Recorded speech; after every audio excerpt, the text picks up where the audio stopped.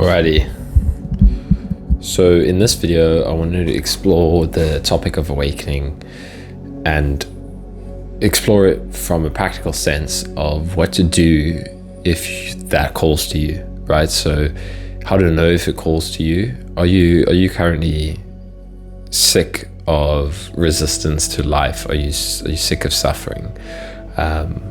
You first have to become aware that you are dissatisfied. Right? Many people are okay with living in the thought world, the identity of being a separate individual. Even if that doesn't make sense, like how do I know if I'm living in a thought world? How do I know if that's me or not? But if you just feel like, man, it's such a struggle with myself, with my mind constantly, right? Thoughts. That's what led me to awakening, was suffering. Honestly, or life forcing me down. And that suffering is the little error signal saying that there's a different way to experience reality. Right, so if that feels like you, right, or if it just feels like there has to be another way to live, or actually another way to think about it. I was talking with somebody on a call recently. It feels like you want to get back to being your truest self. It feels like you've lost something, and you, as hard as you try in the thought world, you don't know how to be you. This is actually what it felt like for me, right? I can remember before I got sick, and that's what really forced me down awakening, was all these chronic symptoms that weren't going away. Before that, I was suffering already. Like, I didn't know how to be me, right? It's quite common. We're living in the head, and we're disconnected from our most authentic expression of ourselves. For some people, it's more intense than others. For me, what it felt like constantly was this little voice in my head saying, constantly judging, oh, you're almost back to that kind of free flowing expression of yourself. Like, I had this crippling social anxiety, which I would deal with. Like, I would go out and do things. But it was this constant feeling of self-consciousness. That's what it feels like, right? And it's possible to live without that. It's possible to live in a much, much deeper immersion of life, of reality, of experience, without this disconnected, inauthentic feeling of posturing and trying to fit in and trying to be yourself. You don't have to try to be yourself, you just be. And it's a relief. It's a massive relief. Right, so those are some of the pointers that you might be in a space where awakening could be interesting for you. What was like a huge trigger for me was reading, like a good trigger was reading Angelo Delullo's book, and it starts off saying there's another way. You can end suffering in this lifetime. And I was like, what? Like it's really possible. It was like, that really spoke to me at a deep level. And that's when I immersed myself in meditation and inquiry. So to go deeper to a practical level, if all of this resonates with you, that you want, and curiosity is another path to awakening, right?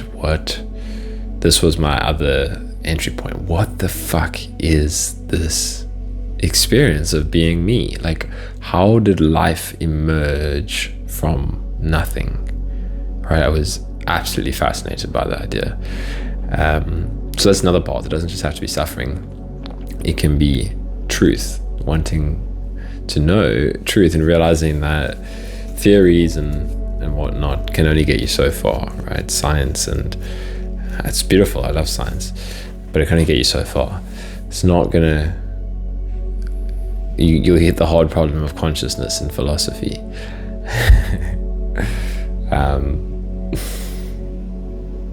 But so what? How do you actually have an awakening? And inquiry is probably the most direct route to really sit. For me, inquiry and meditation combined, and meditation is not like a visualization, not a trying to get somewhere type of meditation of sitting and either going directly into like physical sensation through the breath, so like concentration style meditation, immersing yourself in the breath, the physical sensations. That's what I was doing a lot of, so improving concentration, and that leads to shifts in experience. But that combined with inquiry is what breaks you free from mental identification. So who are you if you're not a thought? If you're not a name, if you're not an identity, right? If you're not the one who does that, the one who does that. The point of these questions is to open you up to the truly mysterious nature of experience. But the mind is so busy at first. You'll ask the question and then there'll just be thoughts, right? That's how it was for me. It's pretty common. But it opens the door, right? What is the experience of being you? And it's not a thought, right? What is primary to thought? And it may feel like you hear people talking about this in the awakening space, and it's like, what does this even mean? What is this gonna get me?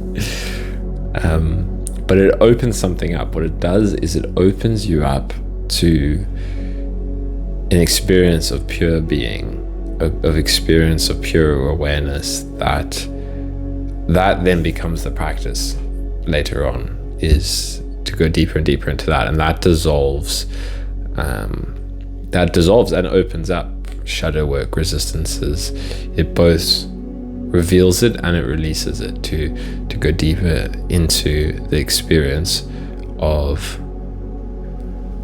consciousness that is not bound up in the form of a thought, right? So that's why another avenue is to investigate the direct experience of thinking. What is the thinking space, and where does a thought arise from? Right, just sit. And you actually have to do this. You have to sit, you have to meditate, you have to inquire. But when a thought comes, can you actually experience it as a thought and not be caught up in the experience of the thought, right? So the thought saying, this is going over my head, I don't understand it. That's the content of the thought, but the actual experience of the thought is what is that made out of, right? And that, the more you sit in it, the more you inquire into, who am I, the one that's experiencing that, you can dissolve the sense of a separate individual, but you dissolve the sense of a separate individual by going into the experience of what feels like you. It's interesting, I used to listen to Sam Harris a lot when I was starting out on my meditation path, which led down into awakening and non-duality and all of that. But it started with Sam Harris, and he used to talk a lot about the experience of no self. So, you know, he have on his app all these pointers towards experiencing reality without a center, right? Centerless, there's no self, a non-dual experience. And the mind then seeks the experience of no self, and it's confusing early on. And then I came across Angelo DeLullo stuff, and he spoke about no self being a later realization, and focus on the sense of self that actually is present in your experience. And that was a big shift for me, and that's what I wanted to share here, is to go into the experience of that which feels like you, right? At first it feels like you can't find anything, right? So that's a mini awakening in itself, is that if you look for yourself, you can't find a little person inside. You don't find a self. You don't find an individual choosing the thoughts just come, right? Sensations just come. Reality is just spontaneously arising and passing away. That's a big realization in itself. But eventually you do start to get the taste of consciousness, of awareness, of that which feels like you. And that starts with what it feels like to be you right now, right? So this is what self-inquiry is pointing towards. You're not looking for the experience of no self. You're looking for the experience of being you, the experience of you right now.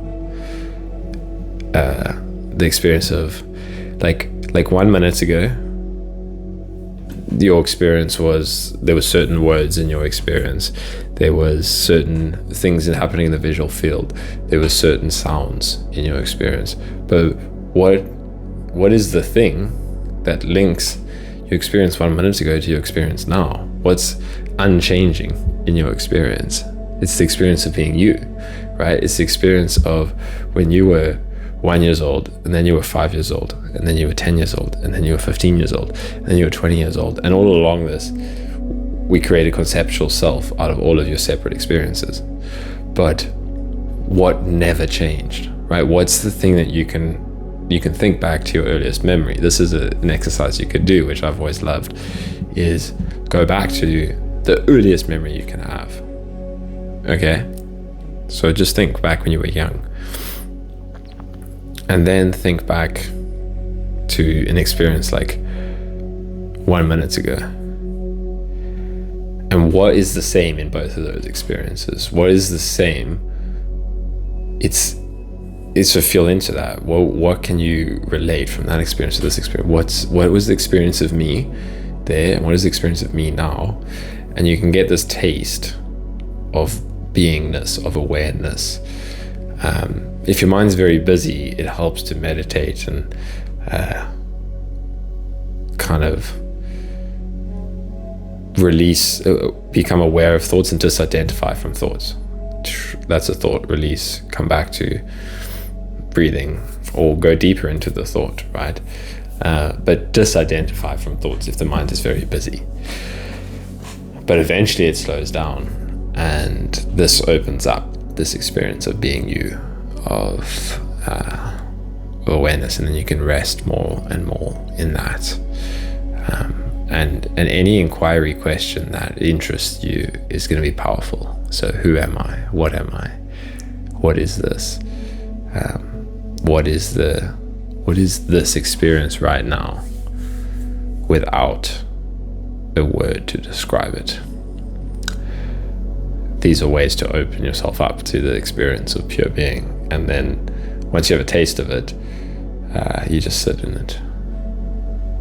And you can inquire into it. You can bore into that. What the heck is it that controls attention? What is that experience? But you just rest back more and more into it.